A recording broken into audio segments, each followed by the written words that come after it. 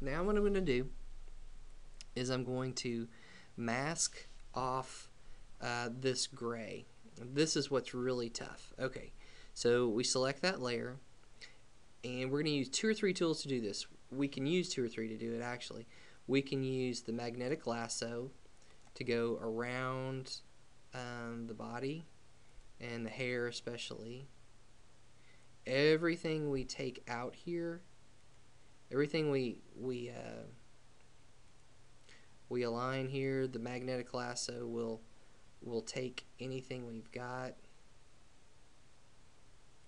and we're gonna go straight up, straight over. Whoa, there we go, straight over. We'll get that in a minute. Okay, so there we've selected that. Another tool we can use is the quick selection tool, and we'll add the selection there to kind of clean up that edge, make sure we get everything. We want to bump into there where we saw her hair. Okay, we're going to select under her arm here quickly. You see how it just very quickly. If we do this in little chunks, it's also good. Alright, notice it took everything we wanted, but we got in here. So what we have to do is switch to the subtraction, and we're going to move things out so that we don't get Emma's skin, body, things like that. I want to add more. Every time we move across these marching ants, we change from plus to minus. Notice I'm in plus now, and I'm just gingerly moving over that line. If we zoom in here, you'll actually see where we're weaving in and out of her arm, and we don't want to do that. We want to get it close to the arm, but not quite, and definitely down here. Okay, so let me finish up with the selection, and we'll continue. Alright, we've got our selection here. So basically what I've done is I've traced around Emma in the gray areas, and wisps of hair just really don't work, but I've gotten very close using a combination of magnetic lasso, the quick select tool, and some other gimmicks. So I'm going to add a mask to this. So I just want to mask off that area. Oops, I always do it backwards. So do Control-Shift-I to invert it, and that's what we're going to mask off. Now we've isolated Emma. So we're really almost there. If we need to clean up, we can go back to this mask and add some areas. A way to see if you've actually got anything bleeding through is to add just a color, just like white, to the background, and see if anything falls out or anything's rough. Right in here is not looking so good, so I'm going to clean that up, and the way I clean that up is select the mask, go to the brush, make sure I'm revealing, and just gingerly go around to smooth those edges. And the reason I want those edges smooth but not showing too much gray is because when we throw a background in, we're going to see some of those, we're going to see that gray, and it's going to bleed through, so we have to be really careful about how much we let show, so forth and so on. So we're looking pretty good, but I'm going to clean it up and we'll come back.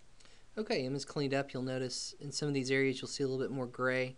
We've got a more defined line for her hair, things like that, but we don't have too much gray, which is going to screw it up. Okay, so turn off that background, that white background, and our next step is we're going to start working on the image in general. So we're going to add another layer here. It's just a plain old layer. We're going to choose the color to be kind of a medium gray. We're going to add some noise. So we're just going to fill this layer with gray. It's going to go black. We're going to go filter. We're going to go to noise, add noise. We want just a uniform monochromatic noise. This is going to give us some grain to our image. Then we're going to choose kind of a pattern to it. So we're going to go with like a screen, which is too much. We may want to multiply a little bit too much or darken. Let's just choose soft light, and we're going to knock the opacity down just so we don't see really too much of it. Now, one other thing we can do is we can select, add the selection to the mask, and then we'll just go in and mask off the background so that we just get the noise on her skin. You really have to look closely, but you'll see that graininess to her skin. Okay, good. So we're on our way. So let's add another couple of layers. We're going to start working on eyes. There's a really great tutorial out there on gold eyes. If you go to YouTube and Google gold eyes and vampire, you're going to get this. What I'm going to do is a little bit different. We're going to make 2 layers, and we'll name one left and the other one right. Okay, the other tutorial says to draw a circle around the eyes, fill it, so forth and so on. I found a better method for this, and you'll see outside of this step, this is the same method. I'm going to go ahead and turn off that fuzzy layer as well as the others. Alright, so I'm going to go to the left, which is this one. I'm going to use the magnetic lasso, and I'm going to select her eyes.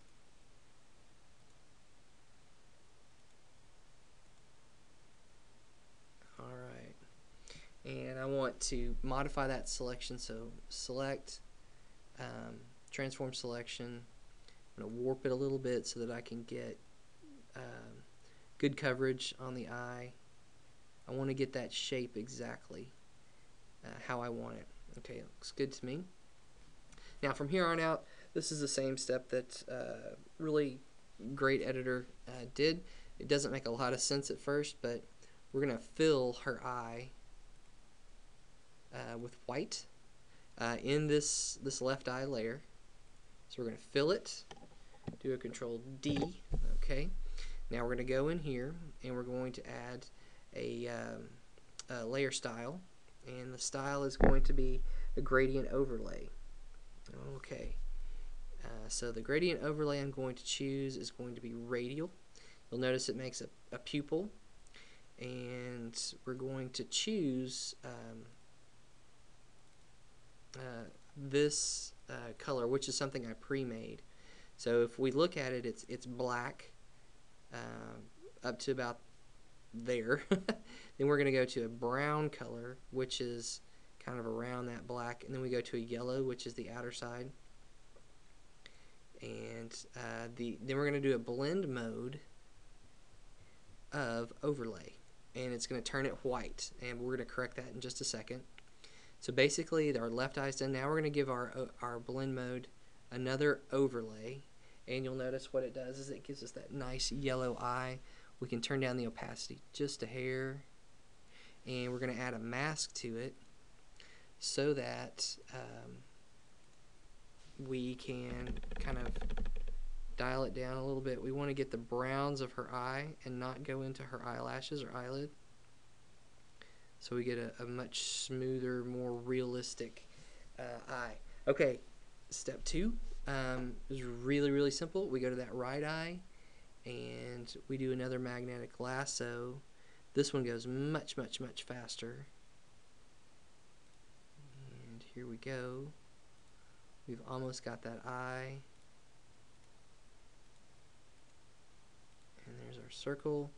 I'm good. I'm going to fill it with white. And as we're on the right eye, or the right side, Control D. Now, here's the cool thing. If we right click on the left eye, we can choose, copy layer style. We're going to paste that layer style on the right, so paste layer style, and boom, without having to do all of that selecting again. So cleaning up that eye with another mask, just to get it out of her eyebrows or eyelashes, get some of that black to define her eye. And brown-eyed people work really well with this. It gives them a nice gold tint. Blue-eyed people, it kind of turns it green. So you might want to play with some of the color choices. Blue-eyed people, you may want to turn it red, something like that. Let's zoom out here. And we've got that nice gold eye. Let's go ahead and add in our corrections. And here's, oh, she's starting to really look more